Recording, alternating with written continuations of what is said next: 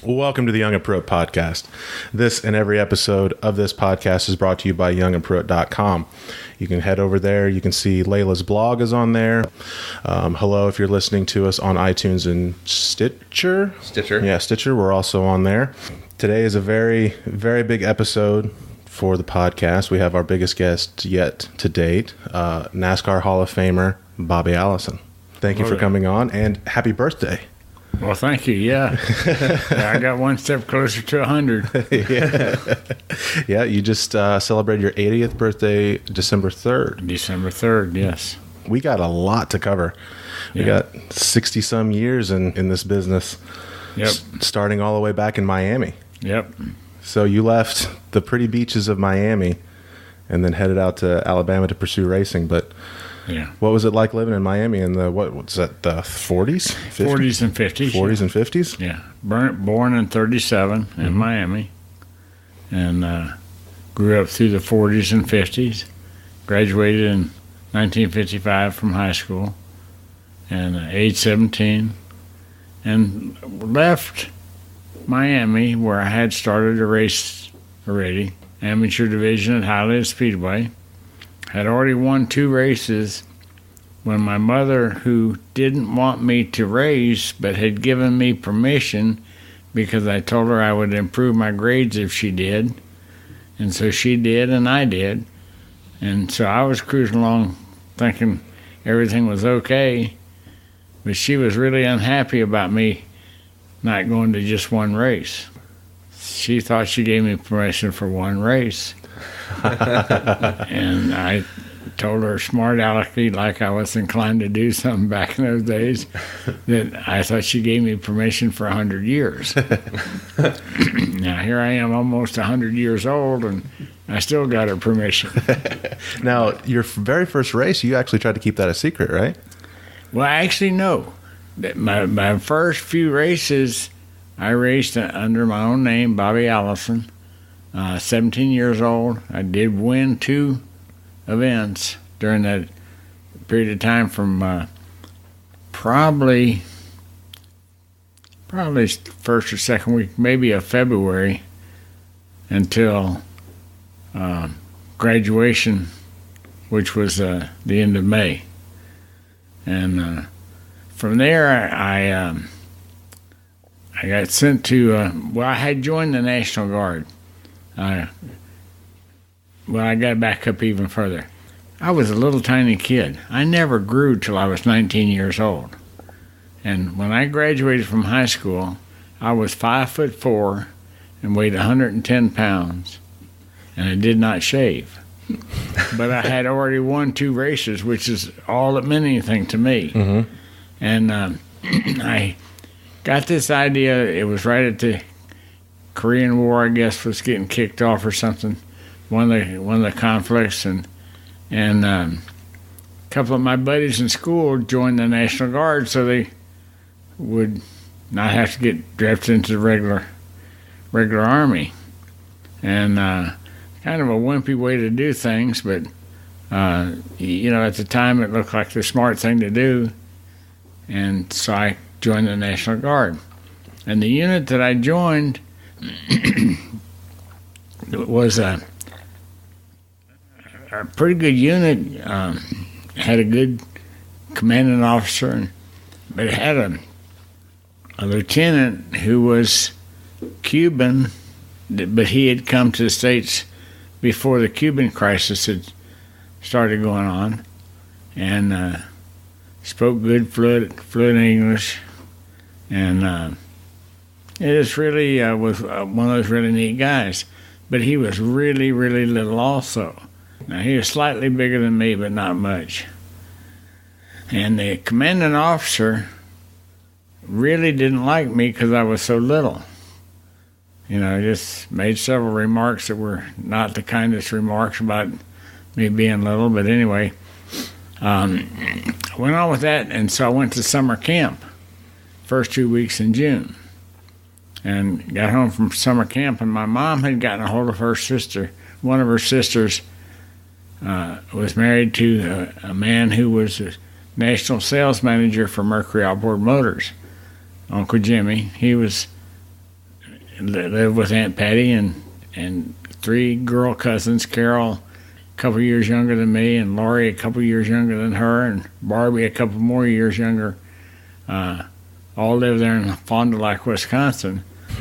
And so my mom had it all set up, and Uncle Jimmy called me up and said he wanted me to come to Wisconsin and stay with him for a while. Bring some clothes and plan on staying there for a while.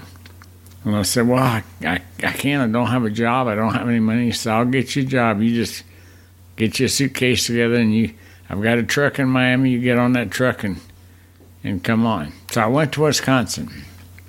And beginning of summer, the weather was beautiful. The country was beautiful up there. Just a whole new adventure for me. And the first night we got there, my cousins had some friends from school that lived on Lake Winnebago.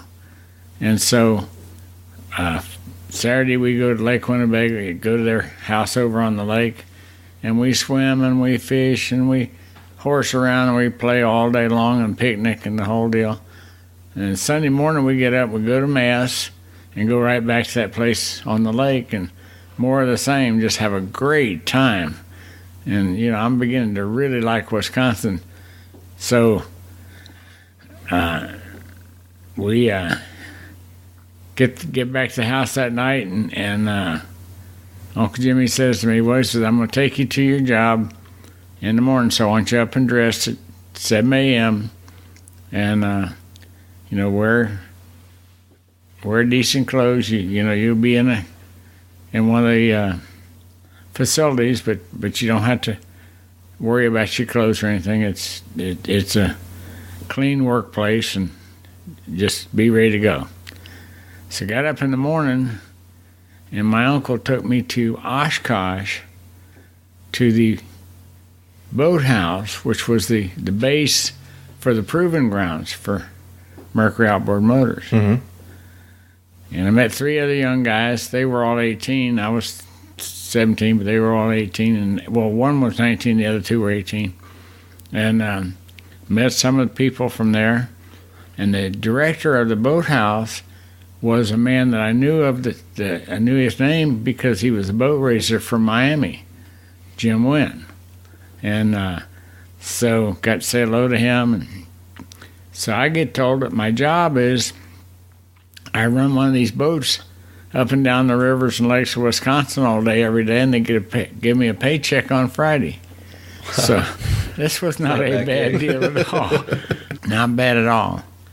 And so I get busy with this running these boats, and that was really a lot of fun. But I find out that several of the little towns in Wisconsin had racetracks. And they ran races during the short summer that they had, but they ran races like 7 nights a week, mm-hmm. and sometimes twice on Saturday and twice on Sunday. And so I started going to some of the races. I could borrow my aunt's car at night and go to these different places, and went to Slinger Speedway, and Oshkosh had a track, and Fond du Lac had a. I didn't go to the one at Fond du Lac much, but I knew that they had one there somewhere. But Beaver Dam and Kaukauna, several of the other tracks that became better facilities later on and were in operation. And so I went to races, and I became a fan of a little guy that won frequently. Didn't dominate, but he won frequently. And a little bitty guy, had a gorgeous little wife and 7 kids. And in those days, see, the dirt tracks, they'd run the dirt, start out with a nice fresh car and run a race and wait for the next race and run that. And by the time the night was over, the mud was about half a foot thick on the cars, it looked like. But Miles, the Mouse Milius, would go out and run and come in, and his kids would jump on that car, and it looked like a brand new car for the next race. And I really got a charge out of that. And then here I was, this little kid, And I wasn't an autograph seeker, and autographs weren't big at the time anyway. I guess some people did a little bit of it, but I would go speak to these different drivers after the race, and the mouse would always speak to me. How you doing? Good to see you again. Boy, my car was good over in turn 3, or, any kind of comment like that. And I really, really got a charge out of that and really became a big fan of his. And so went through that. I never ran anything myself that year, but that came to an end, and they shipped us to the Sarasota for the old winter proving grounds. And Sarasota was the work situation was very similar to the work up there. Put a motor on a boat and drove the boat around. But now we're out there running around Sarasota Bay instead of Lake Winnebago or Lake Butem or whatever. And that worked good. We lived in a little cottage on a piece of land that Keycafer had bought on Siesta Key that had been a resort. And so we lived in a cottage there, and the boathouse was there. And so when Daytona races rolled around, well, then I was able to drive over to Daytona. In fact, by then I had bought a new car. I went home the second week that we were in Florida. I went back home to Miami to visit the folks and everything. And went back the third week, and I told my dad, I said, I want to buy a car. I've been saving my money, and I want to buy a car. So he said, well, I just did a job for Anthony Abraham Chevrolet over on the trail, so why don't we go over there? And I told him, I said, I like that new Chevy. I think that's neat. 56 Chevy. So went over there and picked out a 1956 Chevy Bel Air Sport Coupe, 2-tone black and chartreuse, 3-speed transmission with shifter on the column and a 2-barrel carburetor on the engine and a radio. And that car cost $1,910. And so I had enough for a down payment and got started on it. I think I took the shortest term note I could take because I knew I was earning enough money to make a $100 a month car payment, which in those days that was big. And anyway, I got my new car and drove it back to our little facility back over in Siesta Key. Went to bed that Sunday night late. Got up the next morning, had me a little snack. My usual breakfast in those days kind of reflected my size. It usually was a small glass of milk and maybe a half a donut or something, but just not much. Did that, and the other 3 guys had already gone down to the boathouse, and so I'm walking down to the boathouse, and the really nice facility with a lot of glass. You could see through it pretty good. And I could see that Carl Keycafer was in there. And Carl Keycafer was really quite the character. Little German guy that had built up this company. And I was really fond of him. I really admired him because his engines were so good and the equipment was so good and everything looked good. But I knew that he flew off the handle at people an awful lot. I'd heard him cuss people out. In fact, I had learned some really new cuss words from him. But he's inside, and as I got to the door, he says, "Who owns that goddamn Chevrolet up there?" "Oh, Carl, that's my new car. Get it off my property. I don't allow Chevrolets on my property." So I had to go up there and park it outside the gate, which was a couple hundred feet over to outside the gate, and park it on the side of the road out there. And I never got to bring it in. We were there like 5 months, and I never got to bring it inside until the day we were leaving to to go back north. But that didn't bother me, and just dodged that bullet, and then I could go back and forth to Miami on the weekends. We worked till 3 o'clock on Saturday, and I had to be back at work at 8 o'clock on Monday morning. And so I got to go back to Miami over the Christmas holidays and Christmas, New Year's, and all, and go to Hialeah Speedway, which ran year-round back in those days. And I had let a friend of mine have my car, and so then he had it there for me to drive. So I got to go race a little bit and all those kind of things. So time to get ready to head back for Wisconsin, and we're getting the trucks loaded up with the equipment, and had a couple of, well, in fact, there were 3. I guess at the time there were 2 Ford 10.5 van style trucks that we load the equipment on, and one company van had about a 12-seat van. And so we're getting our personal stuff on there and getting all that. And so I have my Chevy in there and loading my little bit of clothes and my little tiny toolbox I had. And Key Kafer comes up and he says, You get in my Mercedes convertible and drive it to my race car shop in Charlotte, or you're fired. And see, Key Kafer's normal directives were you do this, or you're fired. and I'd seen him fire several people at the end of that deal if they bowed up any. He sounds like a hard negotiator. But here he's giving me this greatest present he could give me by sending me to the race car shop, no matter what I was driving. But then I got to drive his 190 Mercedes convertible from Sarasota to Charlotte. And so I turned to one of my other friends, still a friend today, Marlon Felker, goes by the name of Mully. Turned to Mully and I said, Mully, bring my car and my keys. But Key Kafer was sending me to Charlotte in his Mercedes so that I'd have to leave my car there. Just the way his mind worked.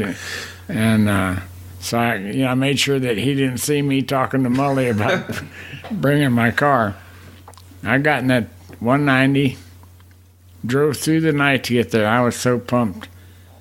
Got there, and here's this beautiful shop down on the southwest side of Charlotte, and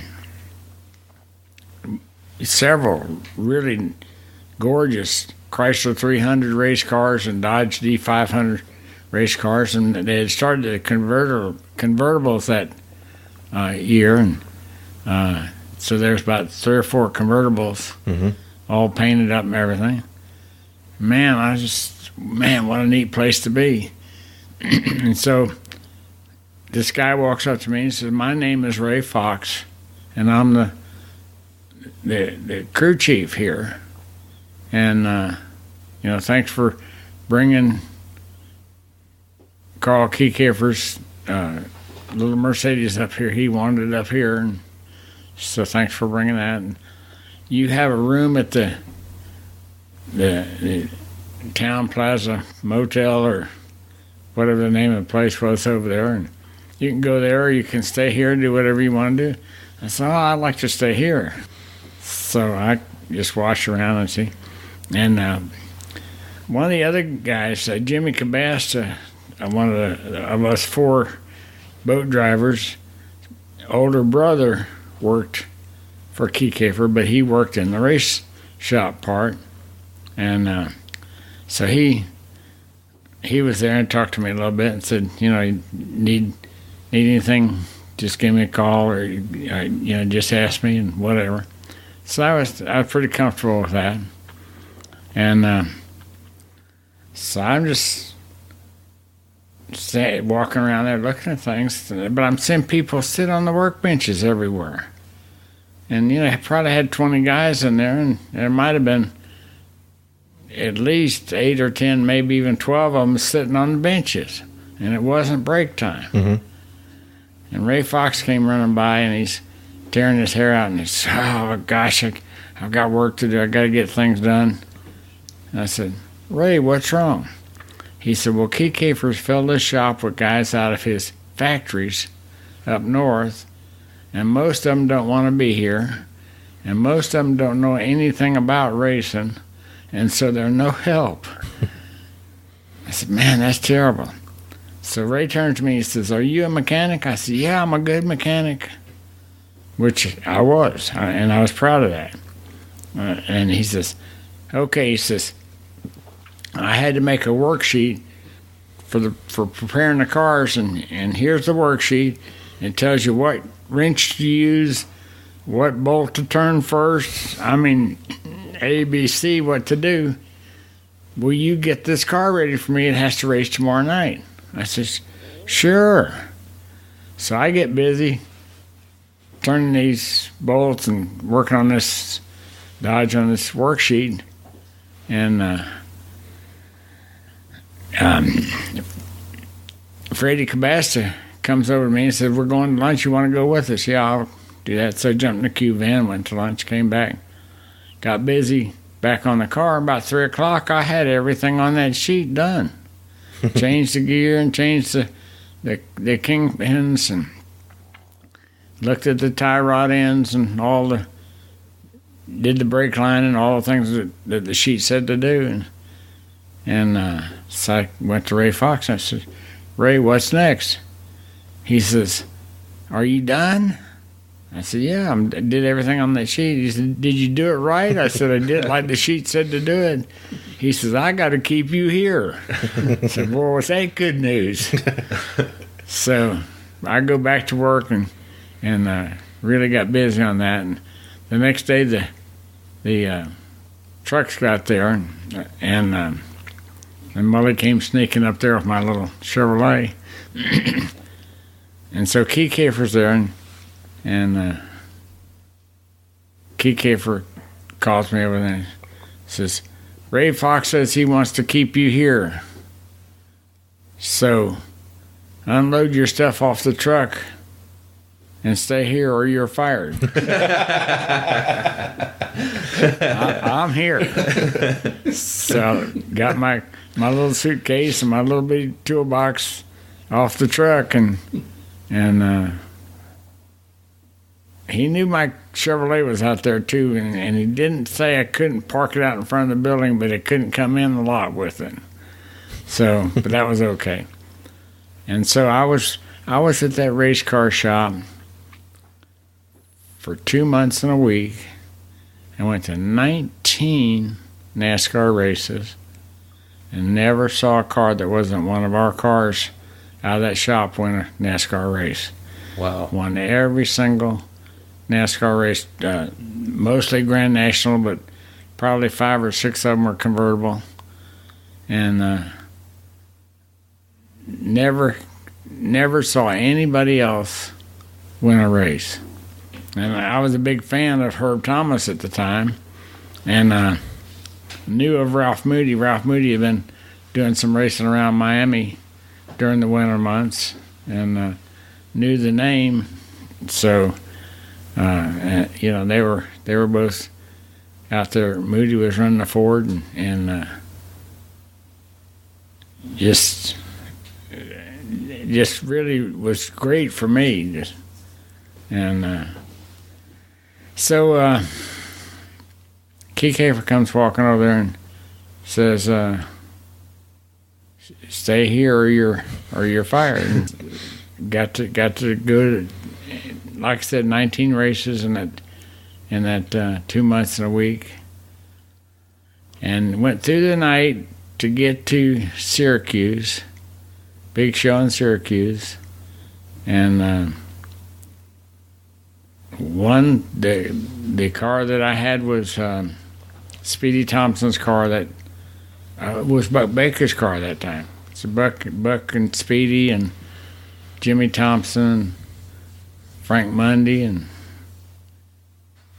you know, Key Kafer had several drivers. A lot of times ran 3 or 4 cars in an event. So anyway, our car won the Syracuse race, and they said, okay, you got a motel room, and then we got the weekend off because the holiday being late in the week, we're not going to run anywhere over the weekend. So when you get back to Charlotte, you can have a couple of days off. So it's okay.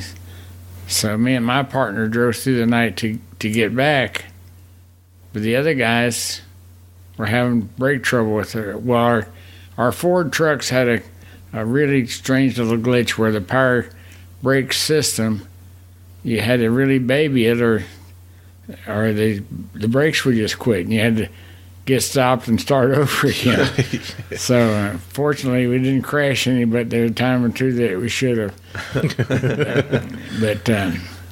But my driving partner was a little guy named Willard Stubby. Ironically, here I was, this little tiny guy, and didn't weigh anything, and Willard Stubby was a little short guy, probably weighed 50 or 60 pounds more than me. You know, just not fat, but fully filled out. You know, and was his nickname was Stubby. So he and I got back Saturday morning, and Key came for sale at the shop, and he says, "Where's the other truck?" I said, "Well, Carl, our instructions are each unit is a separate unit, and we don't have to stick together." And they were having brake trouble and stopped to get their brakes worked on. He said, "Well, then you stay here and start getting next week's cars ready. You can't go to your apartment."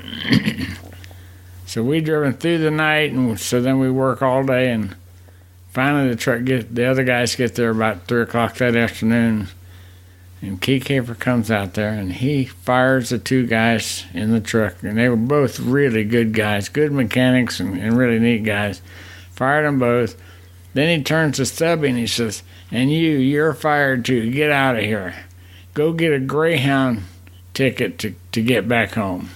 Wow. And so I said, "Well, I'm going to." "No, you can't go. You got to stay here." So I said, "Well, I'm done. I'm out of here. I quit." He said, "No, you can't quit. I'm locking your tools up, and you have to talk to Ray Fox, and he'll be back Monday."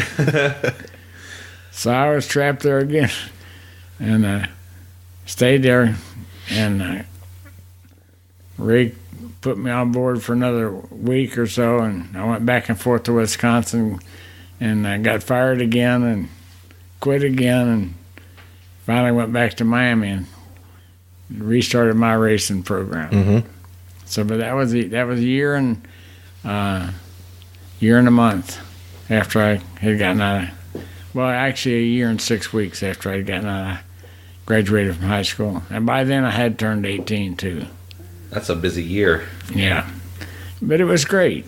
Sure. You know, so many young guys today would just love to have an opportunity to do anything near what that adventure was for me.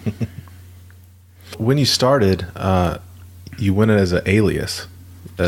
No. No? I went back home and immediately jumped back in my race car, and my mom said, "You can't live here and race." So, you know, the old deal was the old deal, but it's over. That was a one-time thing. Yeah, you can't live here and race. And my dad was such a neat guy, you know, but he worked. You know, there were 10 of us kids, and my dad was in business for himself, but he worked 24 hours a day, lots and lots of days in a row. Just work, come home, get a bite to eat, lay down for a minute or two, and get another crew of laborers or whatever he needed and go back to work. And so I didn't want to trouble him with any of my racing activities at the time. And so my mom found out I was restarting my racing career, and so I couldn't live there and and race. So that worked pretty good for the first week. To try to get things, to keep things under cover as much as I could, I decided that I should change my name. Didn't really know what to change it to, but my older sister was going to go dating and engaged to a friend of mine from the neighborhood by the name of Bob Sunman. And he had a NASCAR license too, which was really good because that way I wouldn't have to have a NASCAR license if I borrowed his. And so I had his license, and when I went to the payoff window the first night I did that, it finished somewhere back there and went up to get my couple of bucks, whatever it was. And the chief steward knew who Bob Sunman was, and he knew who Bobby Allison was. And he says, this is not your license. He says, I said, but I can't use my own name. He said, well, he says, why don't we just change it to Bob Sunderman? So he changed it right there on the payout sheet. I think I won like $3 or something. Put Bob Sunderman on the payout sheet, and I went home. Next morning I get up and I go downstairs, and my dad's sitting there in his favorite chair reading the Sunday paper, which was one of the routines for him. And he said, "Hey boy, come here." I didn't like the way the "Hey boy, come here" sounded. I walked over there and he says, "Who's this Bob Sunderman?" I said, "Oh, Dad, I've got a race." He said, if you want to race, you race. But you use your own name and you do it with honor. And it's the greatest send-off any youngster could ever have to try to go into adult life. Here is a man, and I really thought the world of my dad. My dad was really my hero. I saw how hard he worked and how sincere he was. And also was conspicuous. I could see and tell how good of a Christian man he was.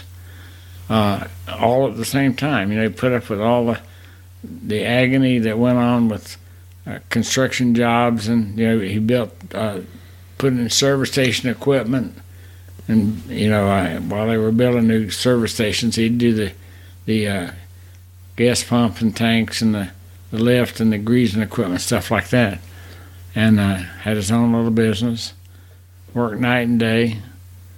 And it said, you use your own name and you do it with honor. What a great send-off for any youngster anywhere. So then I was back racing, and just struggled along, but kept working on things, and people kept giving me a little help, get the car a little better, and I could run close to the front in the heat races, and I could run fairly okay in the main events, but not win. And so I kept building better equipment and all that. And finally I built my first little modified. I built a 34 Chevy Coupe, a 301 Chevy with 3 2-barrel carburetors on it. I had a little setup that worked really good. And had already used my engine in somebody else's car, and was pretty pleased with how good it ran. And so I got that car together, and they had a big race at West Palm Beach. And my other hero from down there, Red Farmer, won the race, and I ran second. And went to up to the payoff window, and the guy gave me $95, which was more money than I had ever seen.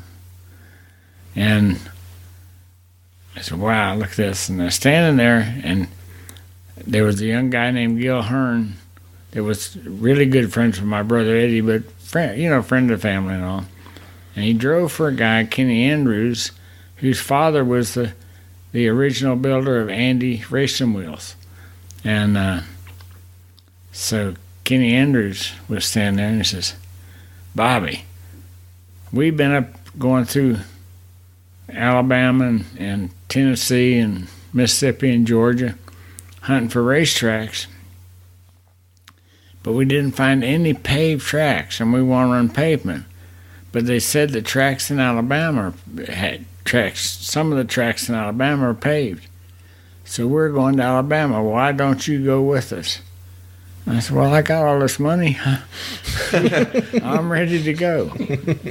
So I went home, told my mom, I said, I'm going to Alabama. They said there's good racetracks up there. And so she said, well, you take your brother Donnie with you. You know, he needs to go with you. So, hey, Donnie, grab your he'd driven a little bit amateur, and so grab your helmet and your little suitcase, and let's go to Alabama.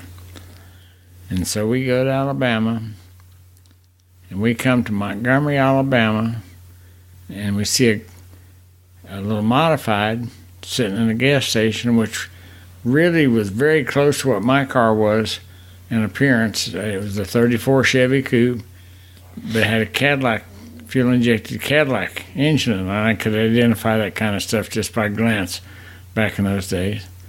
And so we pulled in there and we met Bo Freeman.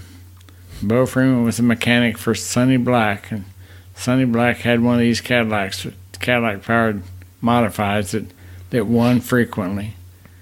So we got to meet them, and said, come on, I'll show you where the racetrack is. So we rode out to Montgomery Speedway, beautiful half-mile pave, and the promoter comes walking out, and he said, boys, we run here tomorrow night, but they run at Dixie Speedway up near Birmingham tonight. So which way is that? so he pointed the direction, and off we went to Dixie Speedway.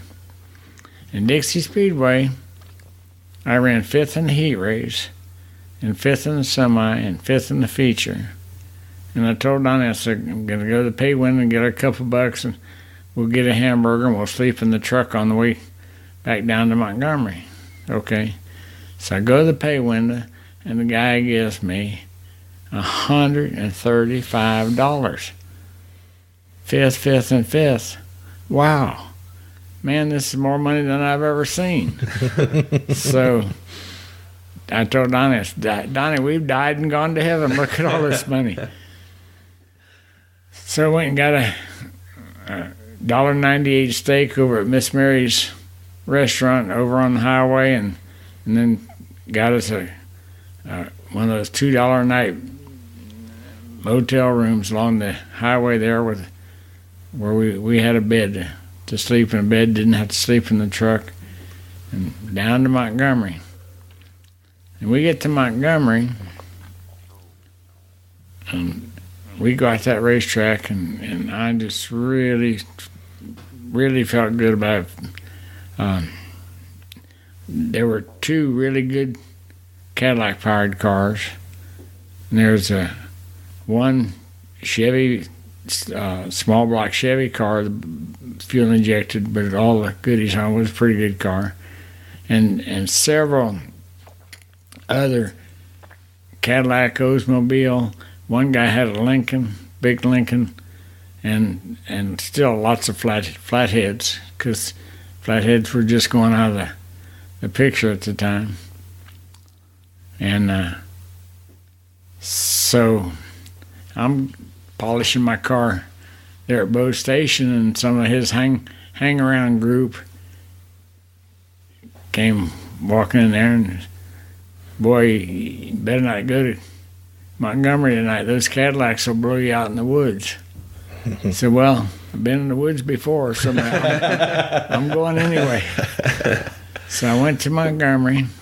I had fast time, and it paid, which I had never won money by winning the fast time. Really? Up to then. I had heard of it, I think, but I'm not sure I had. But anyway, I had fast time and I paid. Started on the pole in the heat race, and I won it really kind of easy. They had a semi. Started on the pole in the semi and won it kind of easy. They had an Australian pursuit race where the fast time starts last, and anybody that gets past has to pull out. And I won that race in 7 laps. Some of the guys in front of me eliminated people, but whenever I got to anybody that passed them, they had to pull out. And started on the pole in the feature, and Sonny Black, driving Bo Freeman's car, taught me a lesson that I feel like helped me the whole rest of my career. He had one advantage on me, and he used it perfectly. Did not foul me, did not do anything unfair, did not rub wheels, no contact, nothing. He out-accelerated me on the start and pulled over in my lane and gave me the whole outside, and I could make it 9/10 of the way around a lap to get by him, but I couldn't make that other 10th. That old Cadillac could go down those straightaways and just put daylight between us. And so he won, I ran second. So I go to the pay win and I get $400. Well, now I am rich. So, somebody made a remark, you got to be unhappy letting the Cadillac beat you, or letting Sonny beat you right there in the end. And I said to myself, I hadn't won a feature yet, and I got close, but I can't be mad. I said, look at all this money, I can't be mad. So,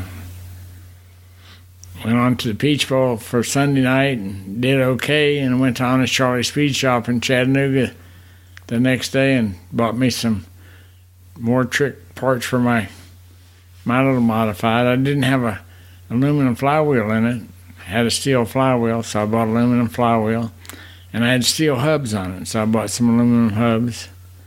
And got that thing all ready for Friday night at Dixie Speedway. And backed that thing off the trailer, went to warm up a lap or two, and broke an intake valve at the top. And I got it shut off, and it didn't do any damage, but it was unfixable there at the racetrack.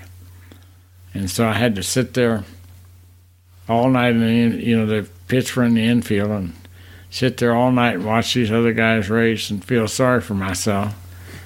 And races were over with, and Kenny Andrews comes over to me and says, Bobby, Gil's going home. He'd done really poorly everywhere we'd been, and I had done really good everywhere we'd been. And said, Gil's going home. What do I do? I said, put Donnie in that thing. So Donnie grabs his helmet and his little suitcase, and he goes and jumps in Kenny Andrews' truck, and they head for Montgomery. And with that, the guy that owned the car that won the feature that night walked over to me and said, my name is Harry Mewburn, and I have a shop up in the north side of Birmingham over here, and if you'll come by in the morning, I'll try to help you. And I thought, wow, this place really is heaven. And so I went and got a motel room and got up next morning, went to Harry Mewburn's. By then I saw that I needed one intake valve. So he had some used Chevy factory racing parts. He had been a mechanic on the factory teams back in, a couple of years before, 57, I guess. And he gave me 2 valves, and I bought a head gasket. And head gasket was probably 75 cents. And I went to Montgomery and took my engine apart just to make sure that nothing else was damaged any, and was late getting it done, and got to Montgomery in time to start last in the feature, and won my first feature race of my career that night. And Donnie Allison ran his first modified race of his career that night at Wow. Montgomery. So Montgomery, just was really special to us from day one. And today it's still a really good race, really nice looking, good racetrack. Mm-hmm. So anyway, our careers both really did well. And I went home. I had met this little blonde-haired girl back about a year before, I guess. And her oldest sister's husband owned a race car that raced at Hialeah and Hollywood, and mostly Hollywood, Medley, and West Palm Beach. But anyway, had met her, and so I gave her an engagement ring before I headed for Alabama. So I had to get back there to see her. And so I went and saw my buddy Red Farmer, and she said, "Red, Alabama's got the greatest racetrack you can imagine." So Red loaded his car up and came to Alabama for the 4th of July week. We ran 8 times in 7 days. 4th of July week, and Red Farmer won 7 of those 8 feature races. And I got asked why I brought that guy to Alabama.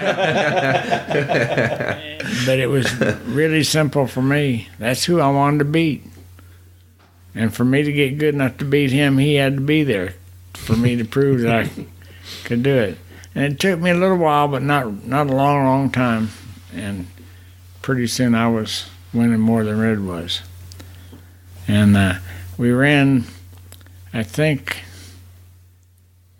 it seems to me, 96 races in 1961, I guess it was. And the 3 of us won, we're in 96, and the 3 of us won 91 of the races. Gosh. Wow. So, Just warm out. Just putting a hurt Yeah. on them. so we weren't real popular with some of the other drivers, but the fans loved us, and we got along good with everybody. And Red Farmer had that personality that's just automatically likable, and I envied that, and certainly tried to tailor mine along those lines. And Donnie had a really neat personality. Donnie was a little bit more of a tough guy than I was, but still he made friends easily, and people admired his talent racing, and also his ability to stick up for himself if there was any question, because Donnie would step right, even though he's still littler than me, he'd step right up and and confront anybody that might be disagreeing. How much do those modifieds cost you to build and run them? I did almost all my own work, and all my own engine work, which took a set of pistons and took the high performance valves. And I made friends with Chet Herbert really early in the thing, completely by accident, but a fun deal. But then got my camshafts and kits from Chet Herbert for free.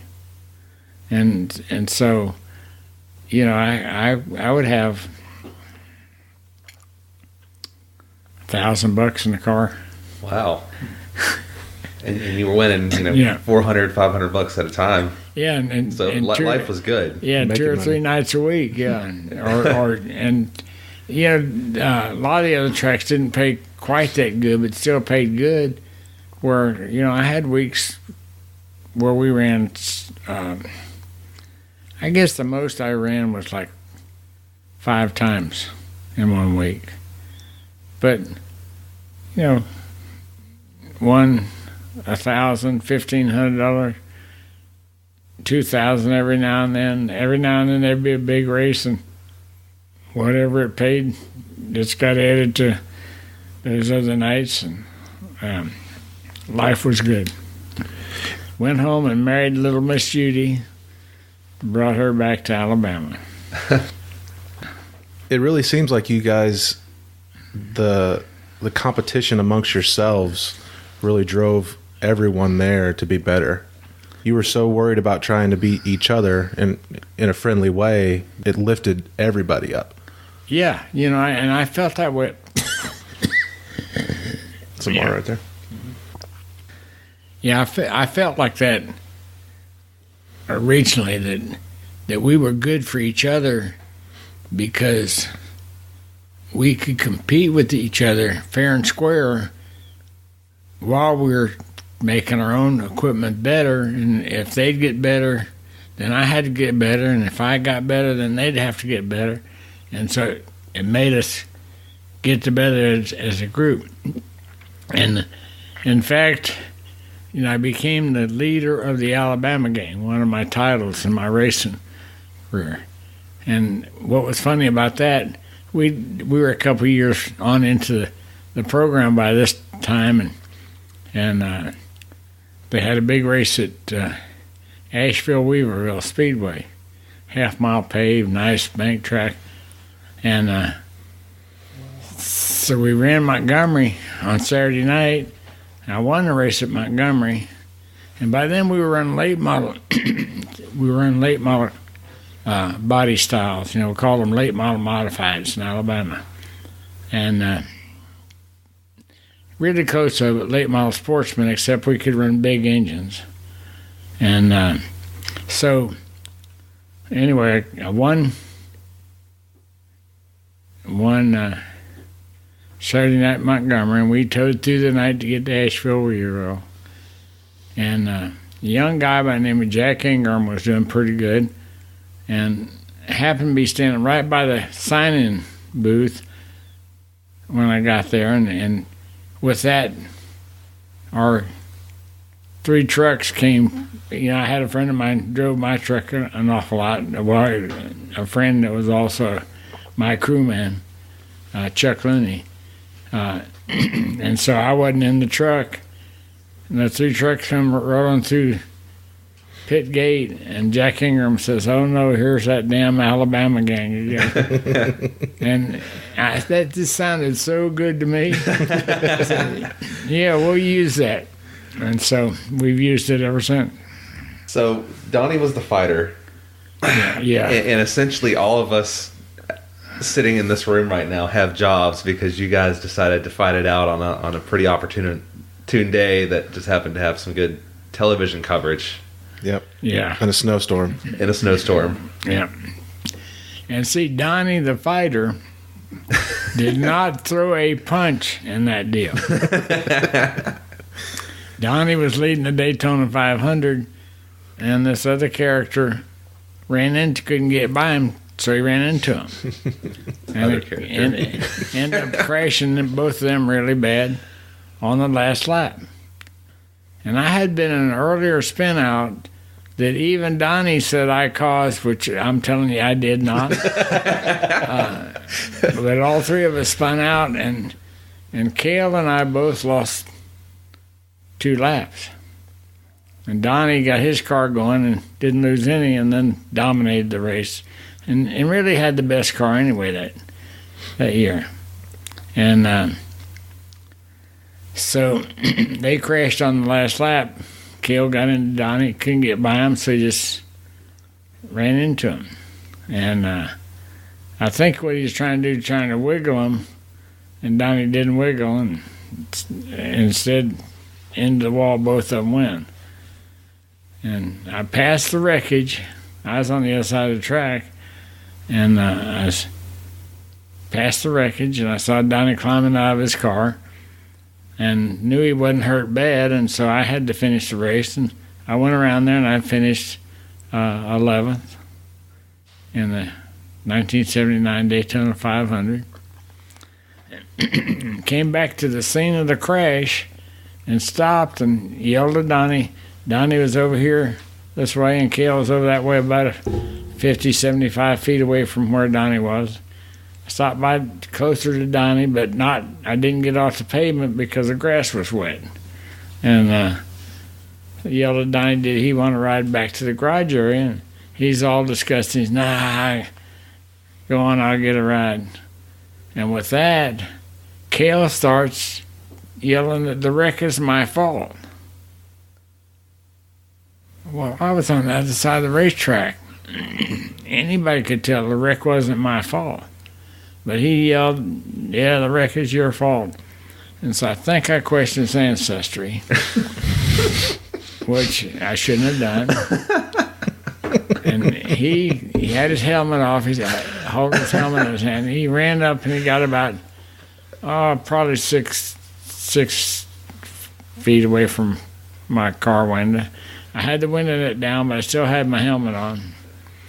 And he yelled at me some more. I questioned his ancestry a little further. And he lunged at me and hit me in the face with his helmet.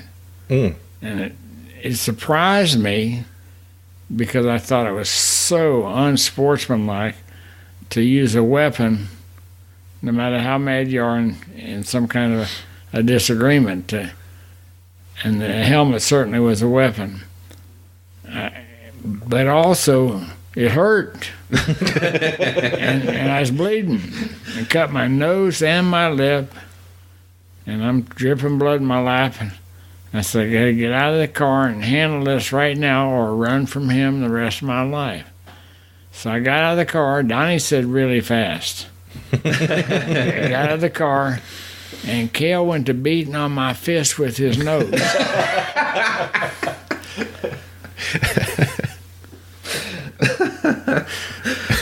Oh. You can read that story 1,000 times, and it's still nothing like hearing it firsthand. Yeah.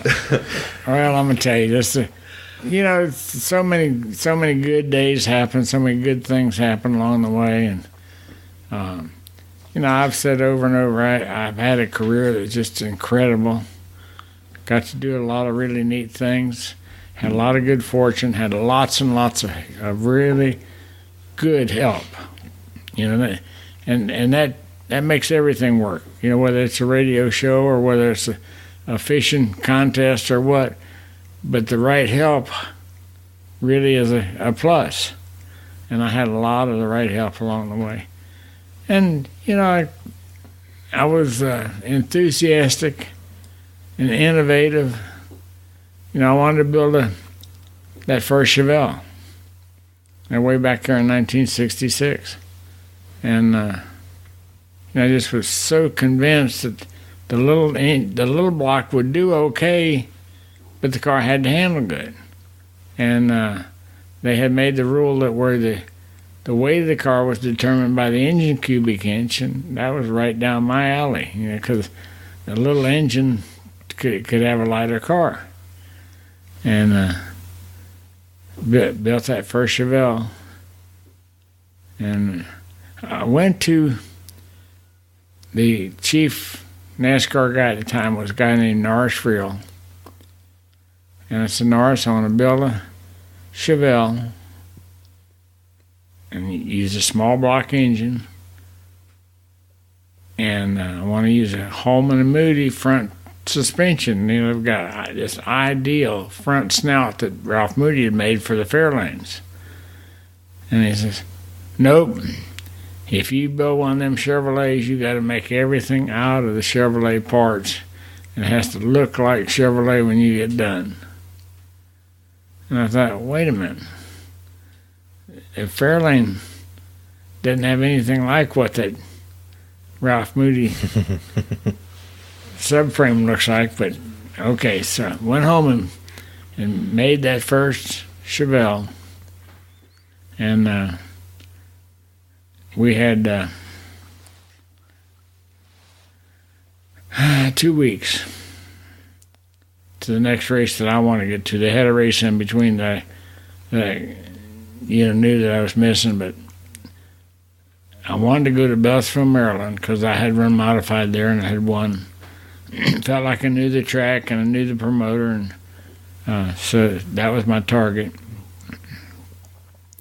we built that car and hauled that thing to Beltsville, Maryland, and I was leading that race when my rear end, which I had welded up the suspension brackets and stuff without considering the warpage due to the heat of the weld,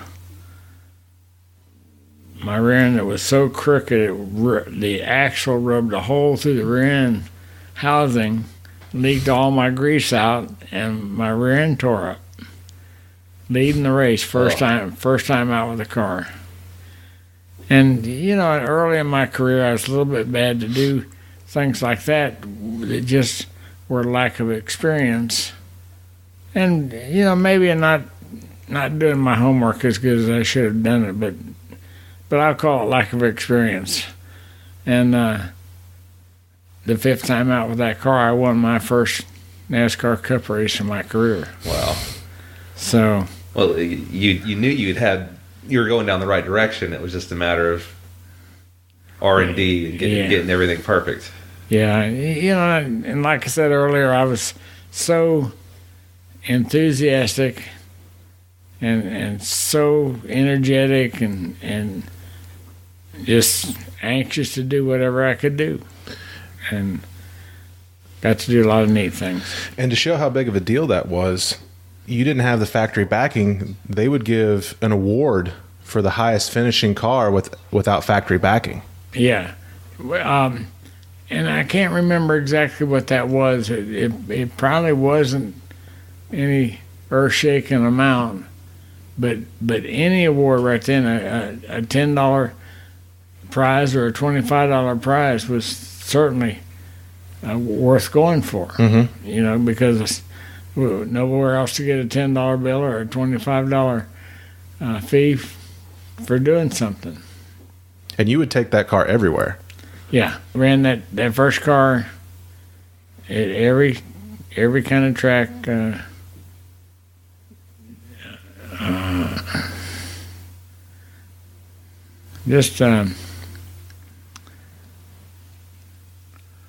Trying to.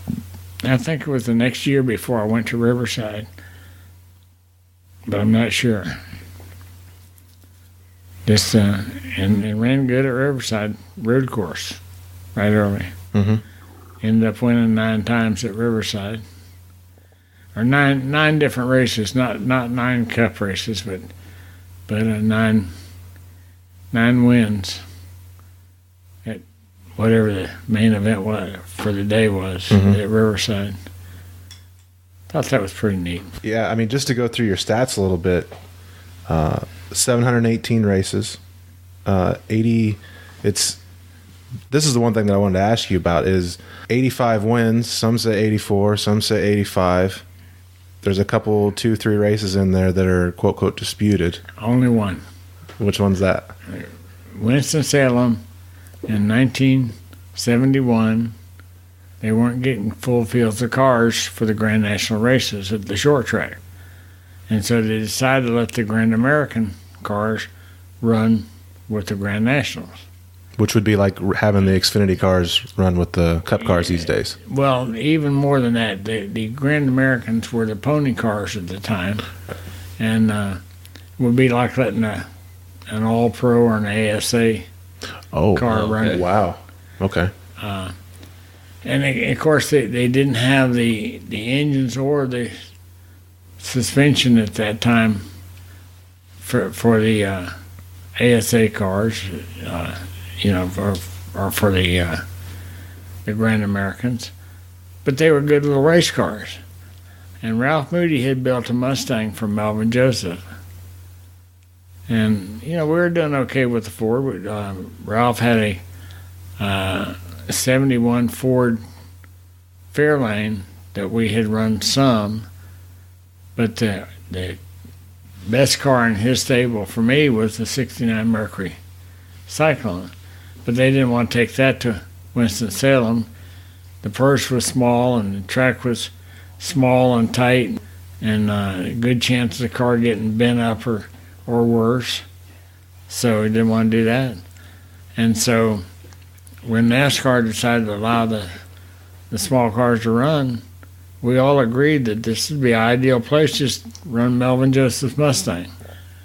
And Tiny Lund was running some Grand Nationals with his Camaro. And it was pretty competitive little car too. But I won Winston-Salem that night, Bowman Gray Stadium.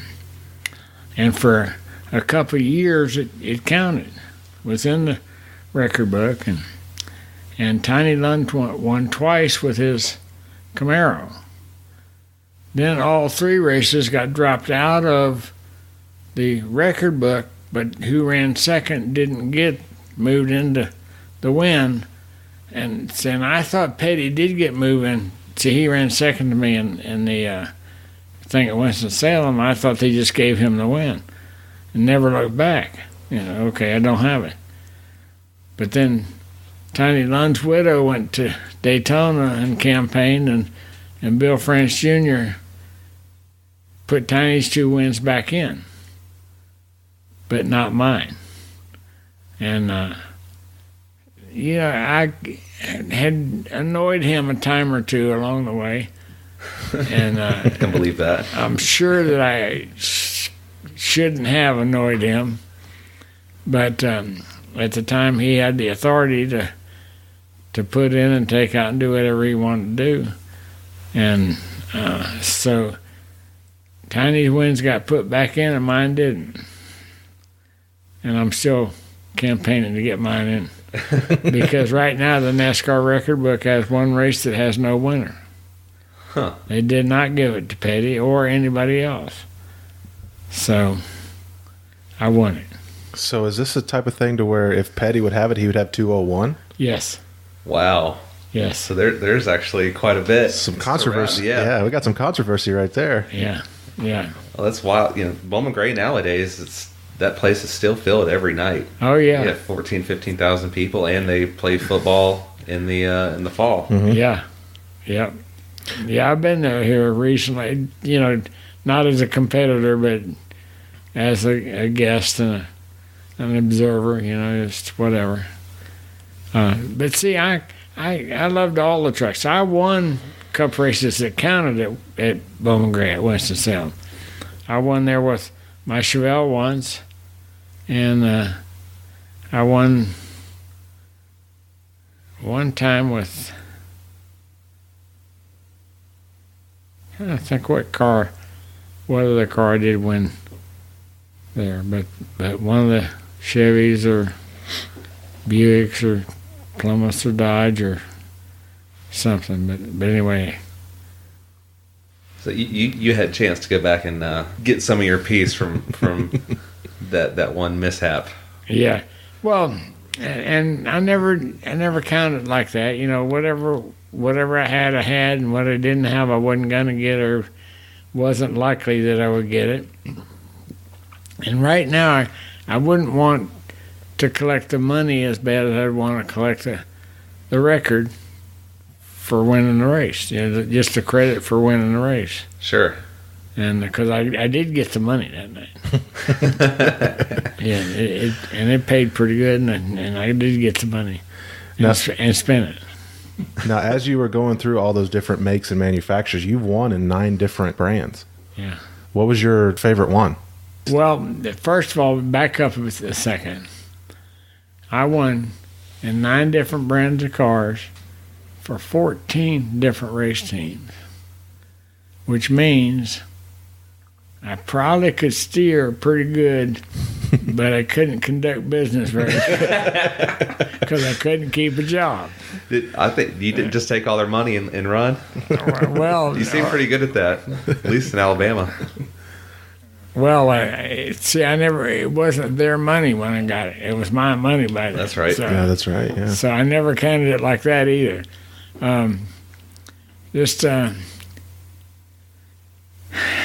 I had argued with some of the NASCAR officials about different things on different cars to the point that they became irritated at me for not giving in and just say, well, it's okay.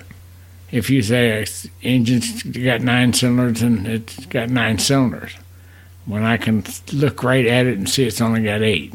See, that's kind of the bracket that I put that into. You know, we had a few disagreements along the way, and to this day, I honestly think that I was right in every one of them. But have never given in to being pushed over to the side. 3 Daytona 500s.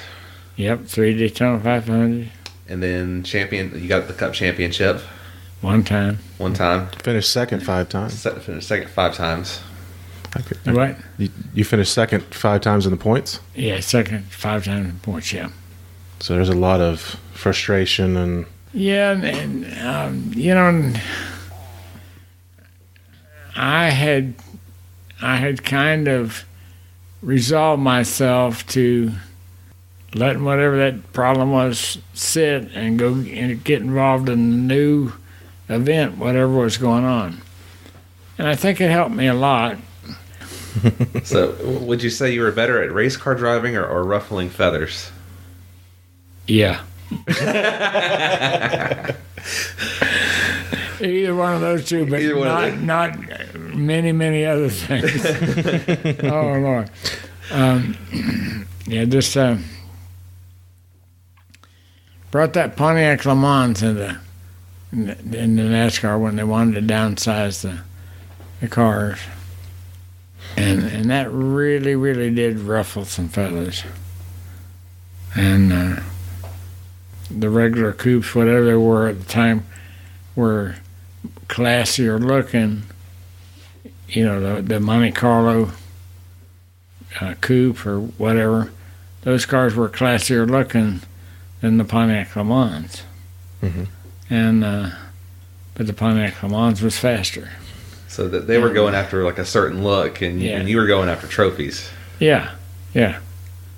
So, and we built the Le Mans at Mike Laughlin's shop behind closed doors. You know, Mike had a few people that roamed through there, but most of the race shops, especially around the Charlotte area, had visitors. And the visitors always came in and looked at whatever you were doing. Not bad. Not bad at all. Yeah, looking at the old 28 so we got Pontiac that thing. car. We got that thing ready to go. And we were winning Daytona and ran out of gas. Ugh. And broke my heart.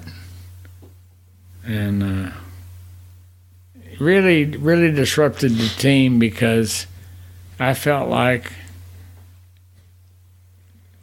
it was just really poor planning that caused me to run out of gas. You know, we had determined that a fuel run should be somewhere around 40 laps, and you know, I was perfectly willing to stop at 35 or 38 even, mm-hmm. And it ran out on 43. Mm-hmm. So, I don't know how that happened, that the counting got off or what, but that hurt. And it disrupted the team. Sure. To be that close. Yeah. So, at the end of the year, I left and went somewhere else, and then came back the next year with Dygard and won the race. And you know, probably what I did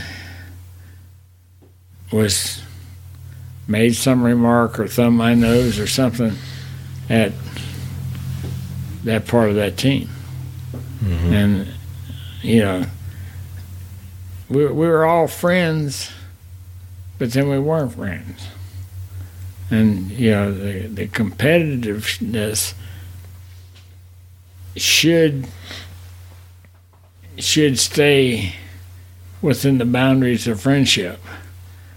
But it doesn't. You know, whether you're playing football or basketball or fishing or flying or driving race cars, and we let it get out of step. So essentially, it sounds good on paper, but the real life application, doesn't work out quite that way. Yeah, you got to check your feelings at the door. Yeah. It's a passion driven sport. You know, it takes a lot on all fronts. Yeah. To make it here, whether you're jacking the race car or building your own legacy, or just working sponsorship deals like I do. Mm-hmm. Yeah.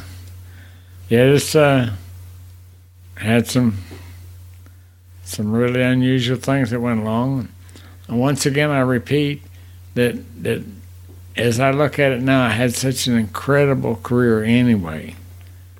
And there's some things that I wish I would have wised up to or done different or better or given in once in a while of somebody else's input.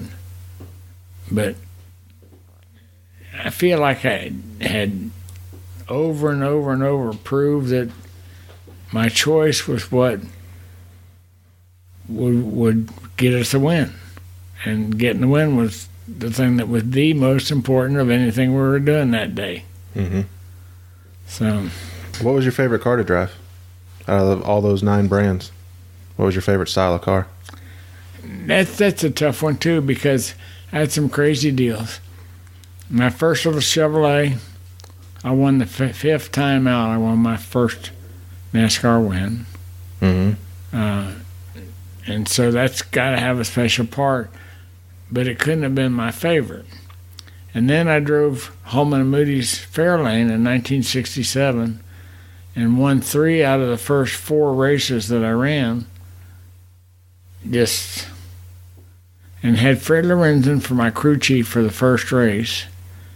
And he taught me so much about the finesse of especially long races. That was just a great asset for me. And then the 4th race,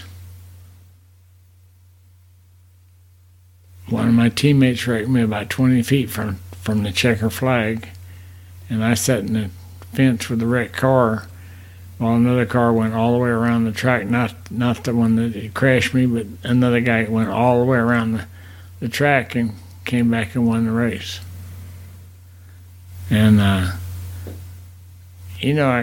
think about how dumb it was of me to get in that position. I had to race one so easy, and I saw that David Pearson guy right there, and I can lap him before I get the checker flag. And so I charged up there and drove right outside of that David Pearson, and he turned right. And boy, oh boy, was I wrecked. And I ended up 50 feet from the checker flag. Mm. And then John Holman fired me, which really I needed to be fired, but I didn't get a chance to learn from it right then because I got fired in the heat of the battle instead of in the explanation of the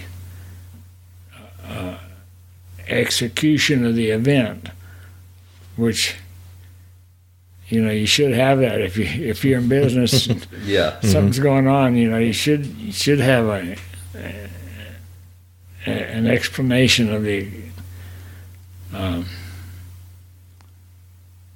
event.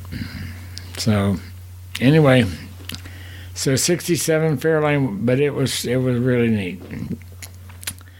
And then in 1971, I got in their 69 Mercury Cyclone, and I won Charlotte and Michigan and Pocono and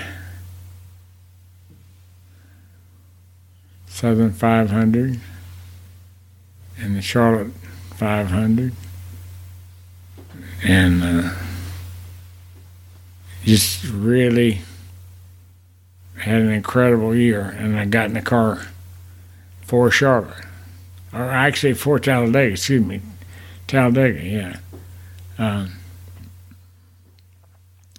They had done a piece of chassis work to the 69 Mercury, and David Pearson couldn't drive it. Now I thought, wait a minute. The guy wins, done all this good. See, he'd gone on, when I got moved out of the 67 car, then he won the championship, I guess, in 68 and 69 for Ford. Mm-hmm. And so, anyway, looked at that whole situation and lost my place. I think it's okay. You're getting a car ready for Talladega? Got in the car at Talladega, drove that thing around slow, and went to Hueytown and made a little part for the chassis. And came back and put that part in, and I could drive that car with one hand, and should have won the race easy, but a lap car started inside of me on a restart with one lap to go and took me to the wall while my brother in Wood Brothers' car drove on and got the win. But then we came back for the next race there. Well, we went to Charlotte and won, and then Michigan. I'm trying to think. I don't think we went to Pocono right then. But you can't ask me hard questions. Anyway, I know we went to Charlotte, Michigan, and we went on the old Northern Tour, and I won somewhere on that Northern Tour with that Fairlane. They had a 71 Fairlane that year. And but the little part I made worked on everything. We moved it from car to car. What was that little part? It was a connector for the front lower suspension chassis, where they had cut the frame out, thinking all this big iron is up here holding everything. Cut the frame out to make room for the oil pan, and the tire pressure made the frame flex, and when the frame flexed in, the tire steered out, and when it flexed out, the tire steered in, because the steering linkage was in a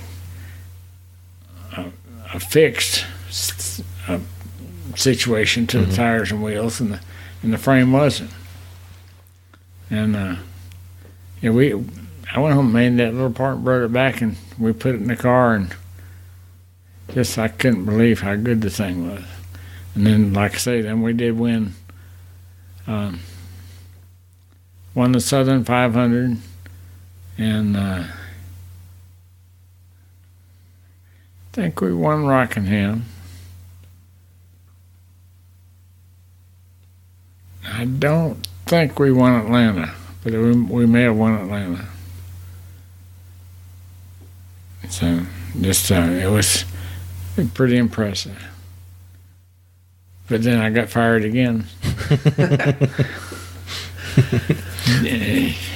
So John Holman fired me twice. The Matador was the heartbreakingest deal of my whole career. I got in that Matador for Penske, and what happened with that was Mark Donahue was still alive, and they had built this Matador, and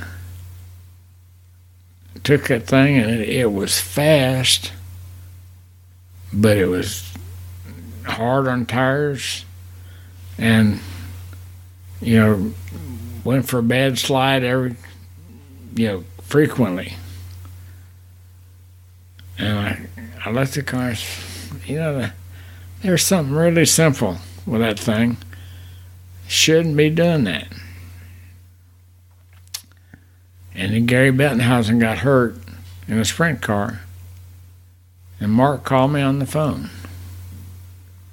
He says, I need you to run the Matador for us 4th of July, because we have a deal with AMC. We won all those Trans Am races with the Javelin, and they're good friends of mine, and we need to run the thing. So will you run it for us for 4th of July? And I was trying to run my own car at the time, and not doing well. Just thing was fast, but we had run out of the good, reliable stuff, and just crazy stuff. I said, okay, I'll run the car for you for Daytona for 4th of July, but I've got to go look at the car at the shop and the setup, because I probably want to make some small changes to the chassis. He says, okay, you can go there and you can do anything that you want to do, and I will instruct those guys to do anything you want to do except look at the engine. The engine is Traco's deal, and they have said that they don't want anybody looking at their engine. And I thought, what are we talking about? Things got to go through inspection. No, Traco will have their engine tuner there to take care of all the engine part. You can't look at anything. So, I don't know that I have to look at anything.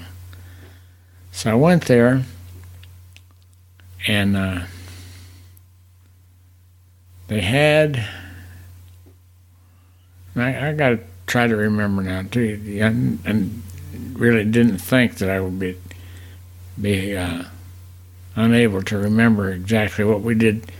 Something really simple to the chassis. Part of it was splitting the front caster. They had a standard front caster, and I always liked split caster in the front. Mm-hmm. But there was something else we did to that Matador. And they backed that thing off the truck at Daytona for 4th of July, and I got in that thing, and we were about 3 miles an hour faster than everybody first time around the racetrack. And we stayed there, just stayed right, really fast time. And I had fast time, and 3 cars were left to qualify, and it rained. Ugh. And this is 3 o'clock in the afternoon on the 2nd of July in Daytona Beach, Florida. Sounds about right. Yeah. Afternoon and showers. So they said, okay, the 3 cars left will time at 7 a.m. tomorrow morning. Really? And one of those 3 cars was David Pearson and Wood Brothers Ford. And he beat me by 1/1000th of a second for the pole. Taking advantage of that Cool morning air. cool morning air in the racetrack. Yes. So I was a little bit ill about that, but I think I got over it, but I'm not sure I have. And that year at Daytona, they paid a crazy lap money thing. To lead certain laps was a different amount. It wasn't like a $10 a lap or $100 a lap or so, or anything. $350 for lap 31 and $750 for lap 46, and one lap paid I think like $1,000, maybe $2,000. So I made a slip and put it on the dashboard. I mean, where I could really refer to it, of every good paying lap and how much it paid. And they dropped that green, and I drove away from David Pearson, and I led every single one of those good paying laps. I mean, even if I was back in the pack a little bit, I just did, which we'd have a 10 or 12 lap, 15 lap run without any major lap money, and so I just ease up a little bit and let somebody else lead maybe or whatever. And there was the last good lap I led was probably like $1,000, and the engine went sour. Ugh. Which they had been having a little of that trouble too, but they had not said anything about it. Their biggest problem up to that point was spinning out and blowing tires and handling problems, whatever. So anyway, the engine went sour. I yelled into the radio, "The engine blew up! The engine blew up!" And Roger Penske was on the radios, which he was every race for me. Every race that I drove for him, there and Indy, he was on the radio with me. Now, at Indy, he was on the radio with everybody. Well, me and Sneva both. And me and Bettenhausen and Mark. Well, he was on with Mark, but he was on a totally different private deal with Mark. But anyway, he's on there. I said, engine blew up. He's, don't pull out. It won't come apart. Keep going. I kept going. I finished like third. And I had led so many laps of the good paying laps that I won almost as much as David Pearson did win in the race. And I thought that was really neat. Well, it was supposed to be a one race deal. And I guess what I did, I went to Pocono with my own car. And they called me up and asked me if I'd run Michigan. So I did. Went to Michigan. Led that thing so easy. I mean, got it won. 5 laps to go, but engine blew up.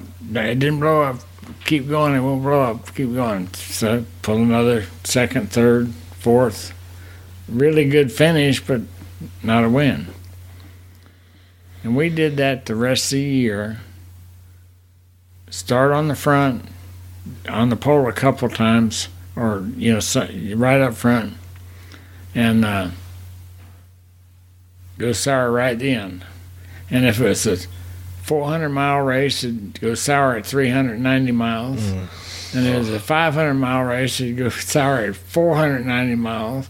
And if it's a 600-mile race, it'd go sour at 590 miles. I mean, it just didn't make sense. But I wasn't allowed to touch anything on any of that.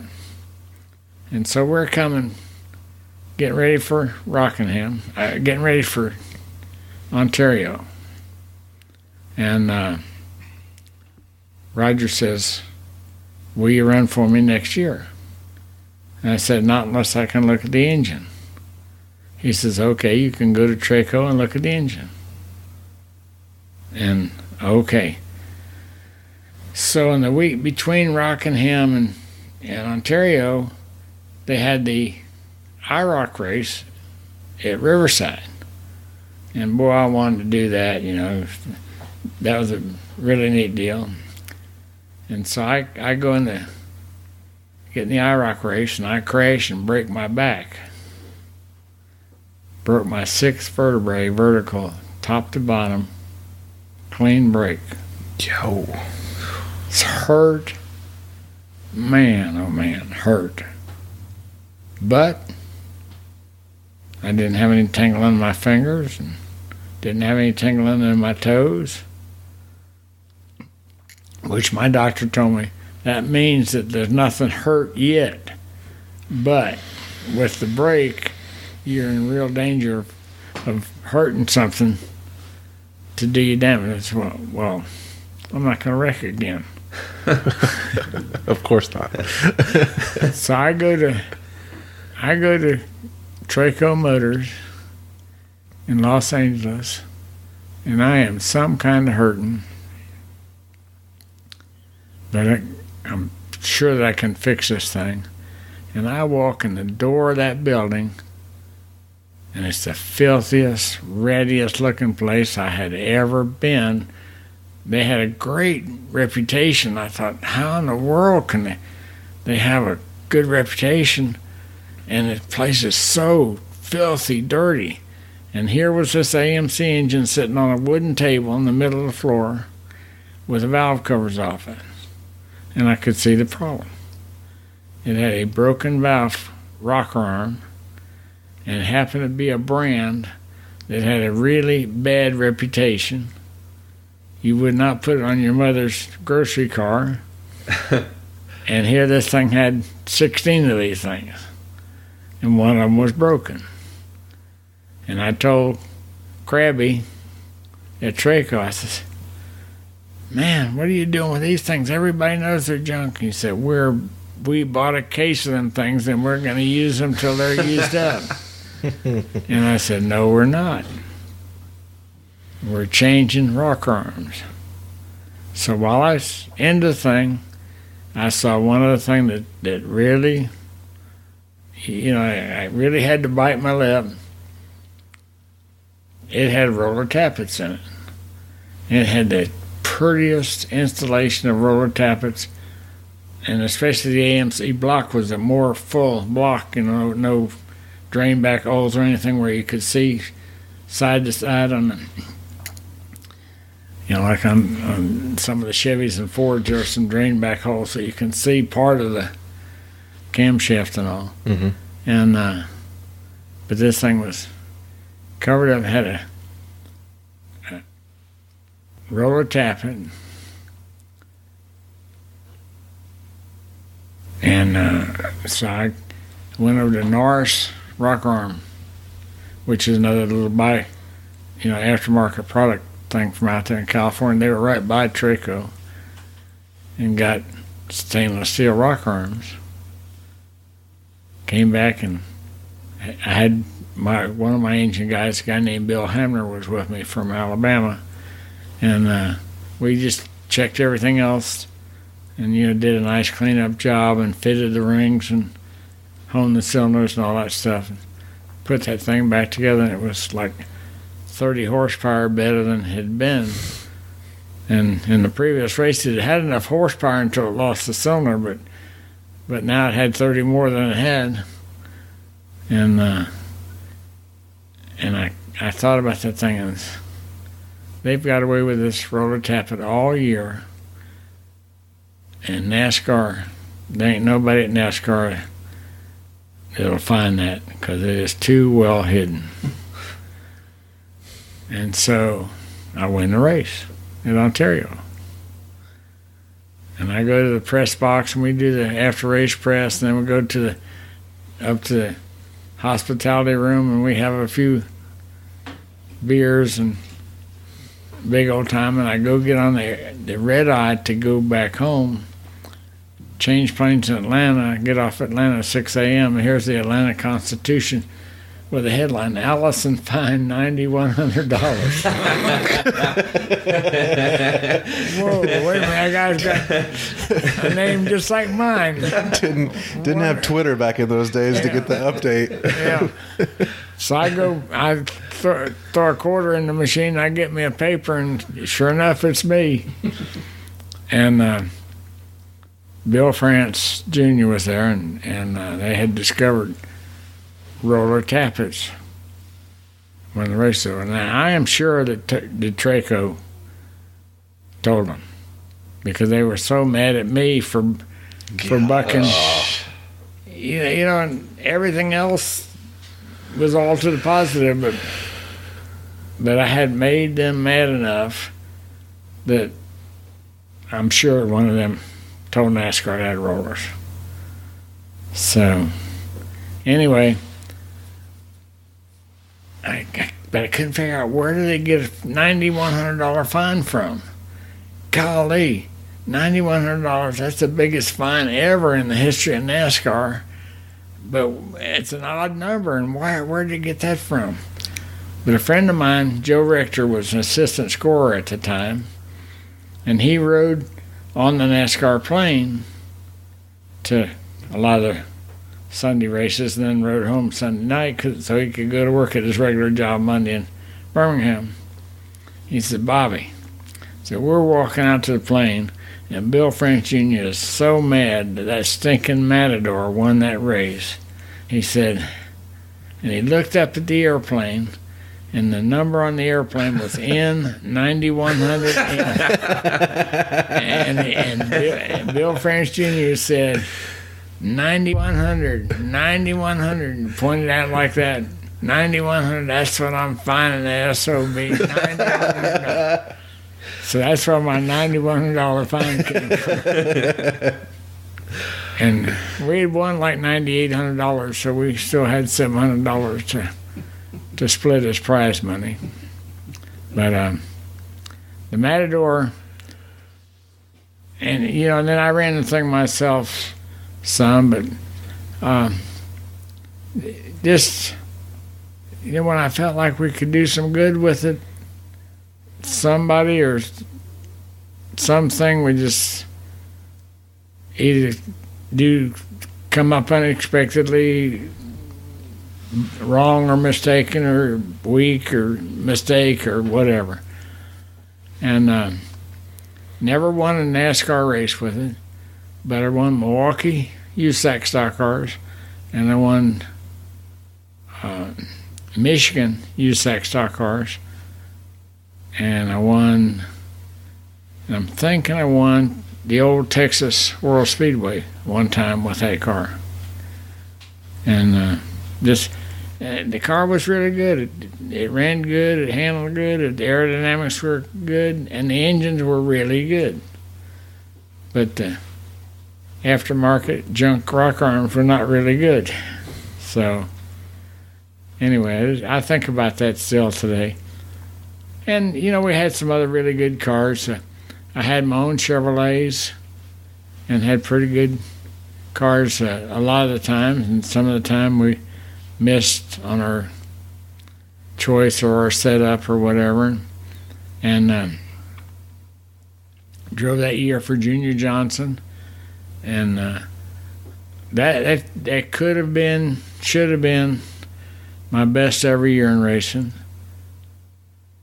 But somehow I could not communicate with Junior Johnson. Junior hired me, said, okay, you're hired, you talk to Herb Nab. And I said, fine, I'll talk to Herb Nab. What's that got to do with anything? I said to myself, what's that got to do with anything? And Junior turned around and walked away. And so they're working on the car, and I see them doing something that's really totally backwards. And I go and I said, Junior, they're doing that wrong over there. And he turned his back on me like I wasn't there and walked away. And I said, what is this? And Junior would do that. Junior would talk to me about the cows or the crop out in the field, the hay or the cars up and down the highway. And I would say something about race car, and Junior Johnson would quit talking to me and look away. Well, what he meant was for me to communicate through Herb Nab for whatever the message had to be. And I never got that message. Nobody ever told me, but I never figured it out for years. Finally, one time, way years later, said, he was trying to tell me that when he said, you talked to Herb Nab. But, you know, I could get him to do stuff by tricking Herb Knapp. And you had to trick Herb Knapp. Herb Knapp could fix the carburetor with his hammer.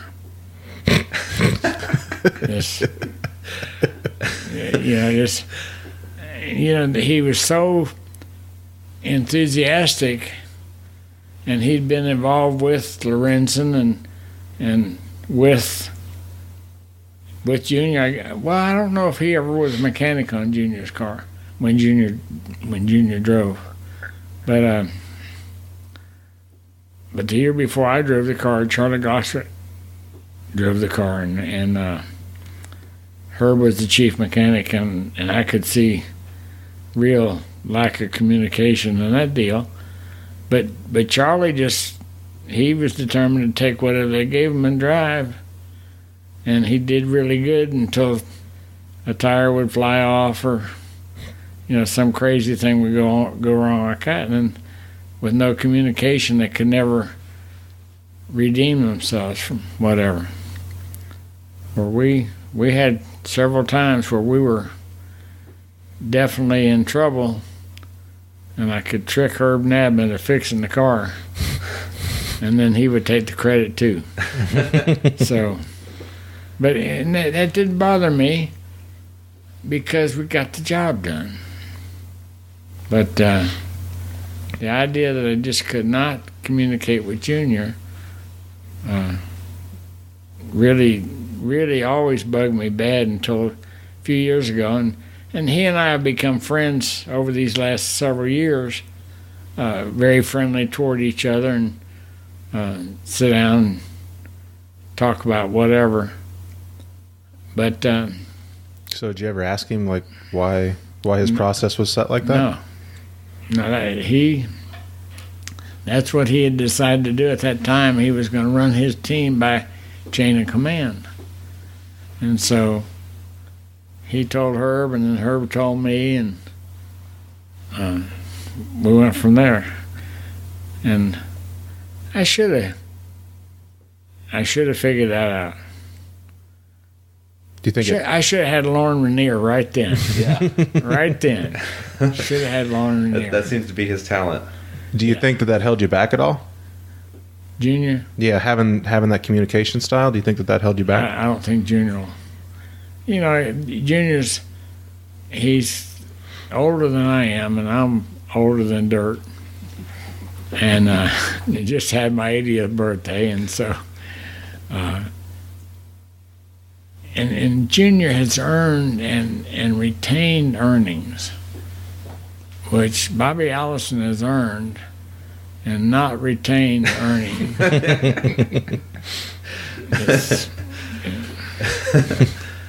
So, as we talk about how the cars evolved and went through, one of the stats that you have is you've won in both a 500 that had a plate and one that didn't. How big was that transition when they started to throw plates on the cars? Well, I didn't really think it was very, very big. The cars were going too fast, and not too fast for going fast or going slow.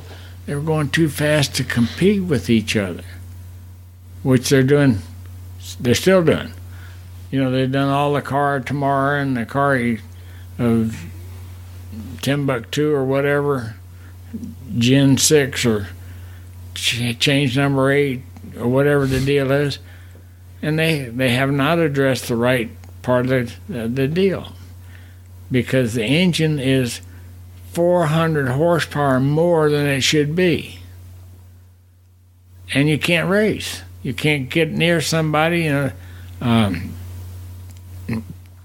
can't put a move on somebody because everything is like on ice, and power sure does not do anything to help that. That just accents whatever's happening. It makes it worse. Mm-hmm. And they need a 250 cubic inch engine. They need to do the cubic inches by bore size, not stroke, because a big stroke, small bore is less productive than a small stroke, big bore engine, no matter whose it is or what brand or what other configuration. They got new modern stuff, cylinder heads that are overhead cam that are pretty common in the regular street automobiles now that could simplify things and give more horsepower, but more horsepower is going to make the deal worse, not better. And once again, whatever they did, if they used overhead cam or fuel injection or anything, any configuration, small stroke is not as good as, well, small bore is more controllable than big bore. Mm-hmm. Just Well, we had a guest on the last episode. He said to keep the horsepower high, but make the tires a little bit narrower, maybe a little bit harder, make it to where the guys have to lift. Yeah, but see, then somebody like this dumb Bobby Allison would figure out what you do to the chassis where you didn't have to lift. Now, then if a little bug ran out on the racetrack, you were crashed. But I've said for a long time we need a harder, smaller tire. Goodyear does such an incredibly good job, and they're the last link, and Goodyear gets the blame for everything that goes wrong, which they don't need the blame for everything. No. They need a little of the blame can go toward the tire company and the wheel company and the chassis company and whatever. But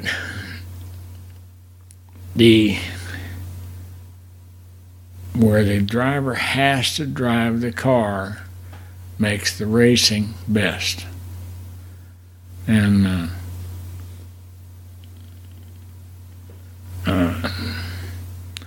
they could start by going same stroke, half-inch smaller bore. See which the smaller bore shrouds the valves, so it interferes with that part of the production of horsepower. Mm-hmm. The cylinder head configuration being bigger than the bore size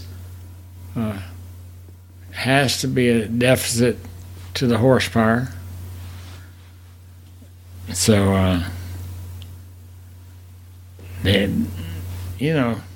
I could really help them a lot. Well, with your history of ruffling feathers and stuff, I'm sure there's something you would find.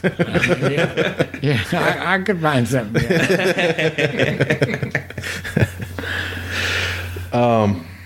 So we work our way up to the crash that you had at Pocono. Yeah. If that hadn't happened, how much longer do you think you would have kept racing? I might still be going. I'll tell you something. I mentioned way earlier in our conversation that one of my real heroes was Red Farmer. Still is today. He's 90 years old, still racing, running dirt. And he isn't winning now, but he's way ahead of a lot of them guys that think they ought to be winning right now. He still can go good. Still does a lot of his own work on his dirt car and gathers up to whoever he needs. But and being that he was my target, I I'd probably still be racing. So I'm only 80. Yeah, it was Schrader always said that always enter in the biggest race that you can. If you can't run Cup, run Xfinity. If you can't run Xfinity, run Truck. Always be in the biggest race that you can, and always keep racing. Yeah, and Schrader is really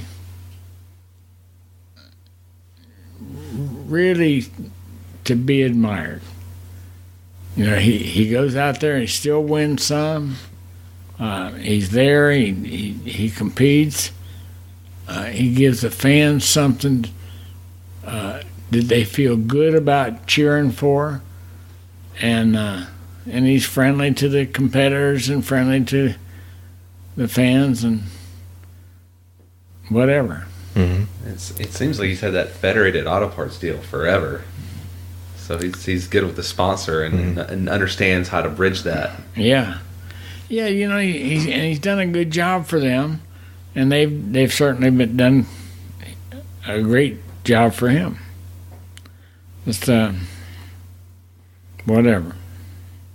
So what do you think your biggest accomplishment was after almost running 200,000 laps in the Cup Series? What was your biggest accomplishment?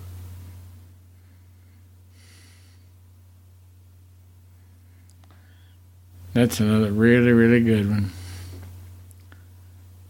The probably my biggest accomplishment wasn't my most fun, but it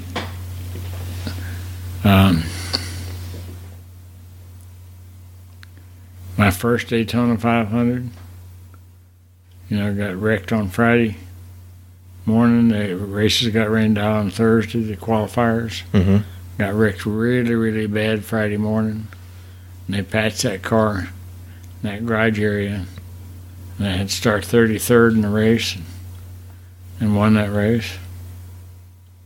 And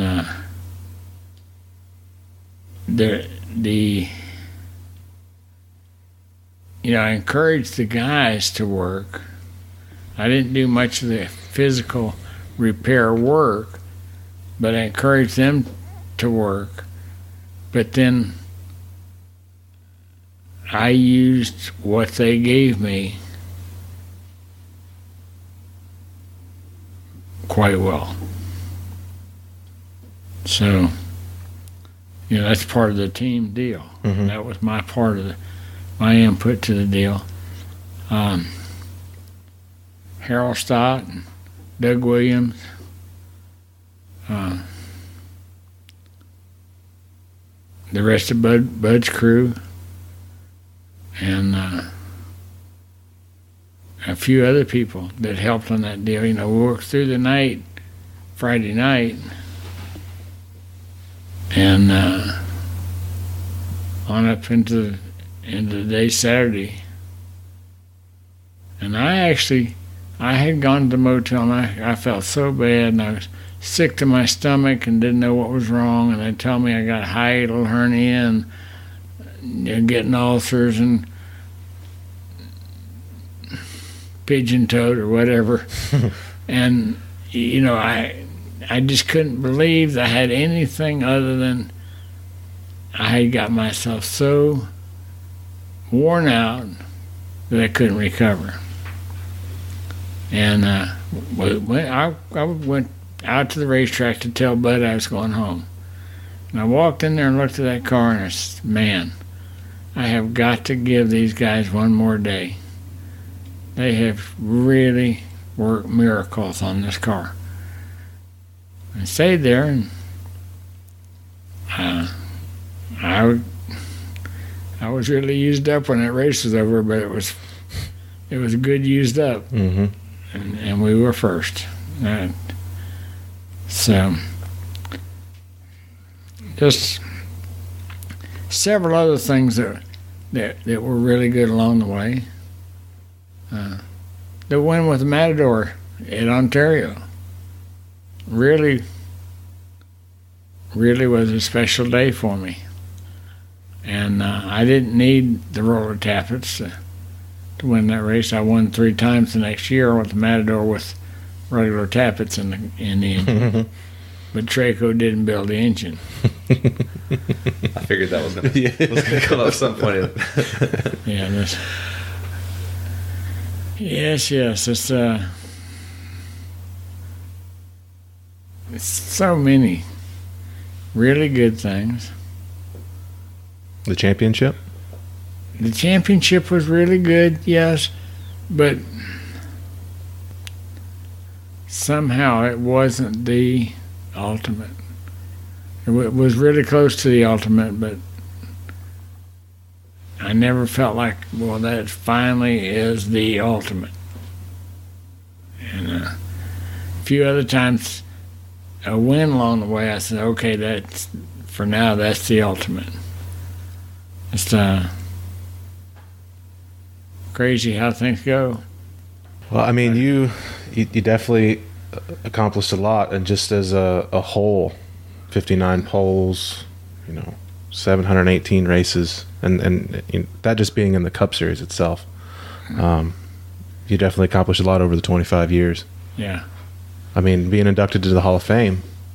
Yeah. Yeah, that was great. That was great. And to be in the second class ever was a greater. There were so many guys that really had at least qualified for that spot. Mm-hmm. And I got it. And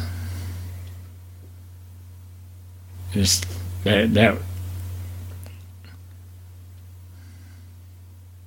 might be the top. Yeah.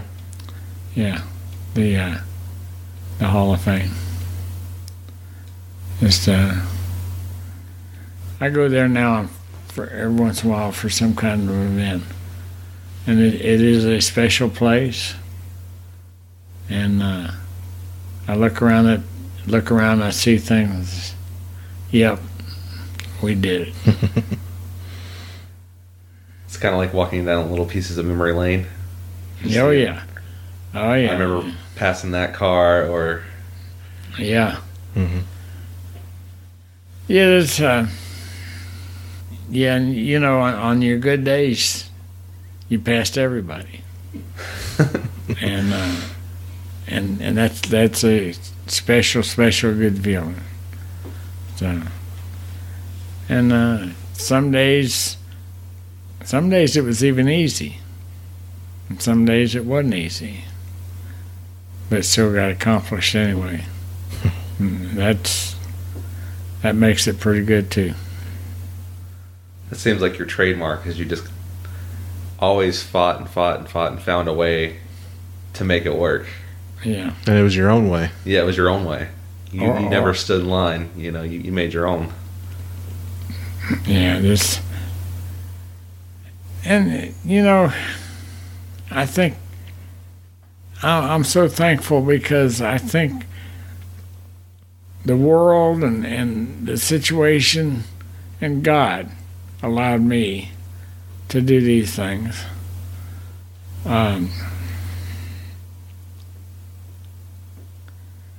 And some maybe I wasn't as entitled to as maybe even some that I didn't get that I thought I was entitled to. But, What's that one thing that got away from you that you always wanted to do as far as your career? Win Martinsville, Virginia. That Cup race. That was easy. That was an easy race. I went to Martinsville the first time in 1966 in a little homemade Chevelle, and I led the 495th lap of that race, and I was 2 laps in the lead.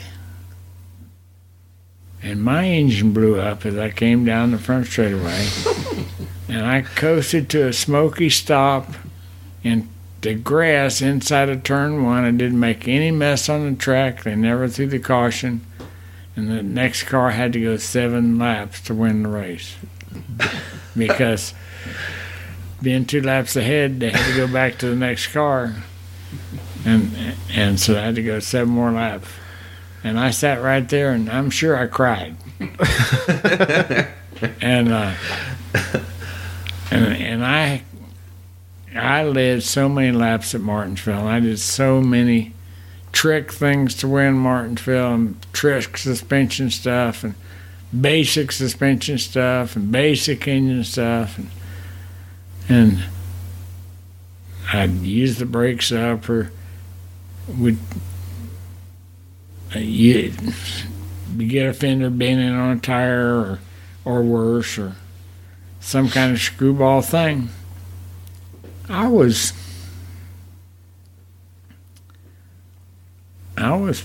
pretty far out front in one of the Martinsville races right there toward the end of my career, and pretty sure that I had that thing won. And I came up on a guy that waved me to the outside, which is common. And I went up outside, and he turned right and put me in the wall, and it tore that car up so bad it took 2 wreckers to load it on the trailer. And the announcer was interviewing him, and he said, "Tell us what the deal was."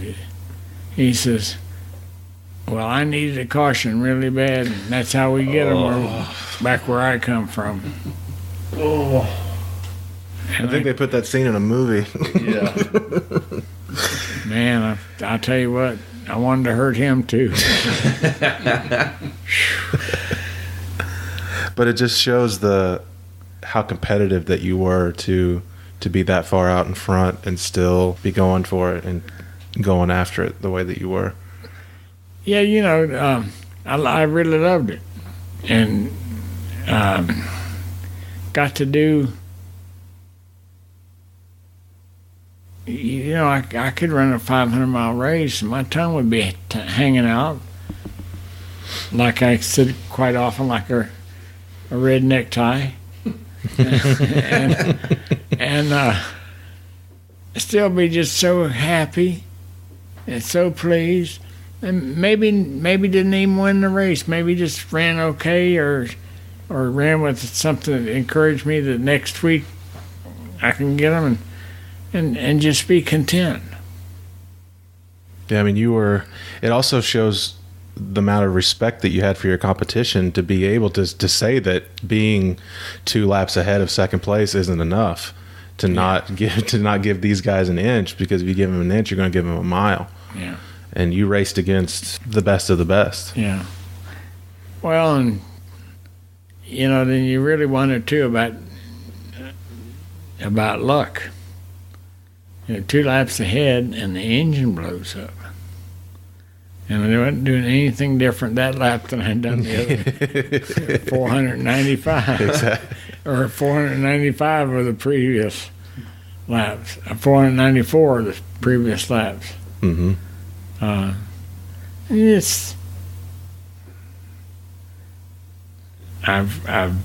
feel like I've been able to accept good and bad and go on with the program. And you don't have to like it, but you do have to accept it. Mm-hmm. And I think I did. I did do that fairly well. Not as good as I wished I would have, and maybe somebody else could have done it way better. But that's where we were. You gave it the best that you could. Yeah. Yes. Well, I guess we should just end it on that. I don't think you're going to get a better ending if you wrote it. I greatly appreciate you coming on. You bet. This is a very humbling experience that you're here, and we got the honor of listening to your stories and just a small glimpse of the 60 years that you had in the sport.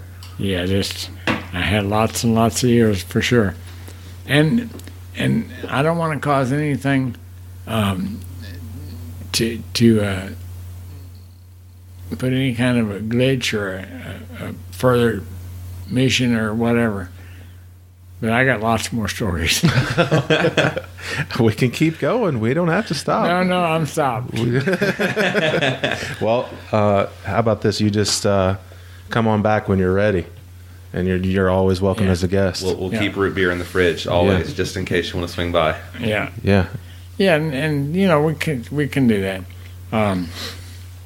You know, there's a guy trying to do a movie right now, and he's been fun to work with and frustrating to work with, and you know, I feel like he's really giving it the good effort, but it just hasn't come together yet. But if it does, it will be incredibly good story. Well, if there's anything like we've had today, Yeah. I mean, you painted a beautiful picture of, you know, just your beginning of racing. Yeah. Yeah. I felt like I was there watching it. Yeah. Exactly. Yeah. Yes.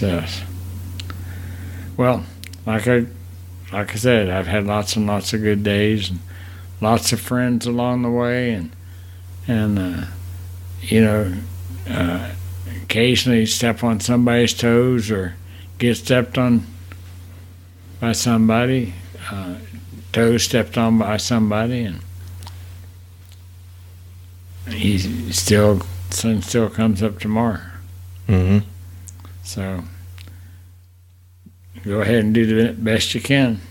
My dad's big lesson to me was simply you must do the best you can every day. If yesterday was a bad day, you got to do the best you can today.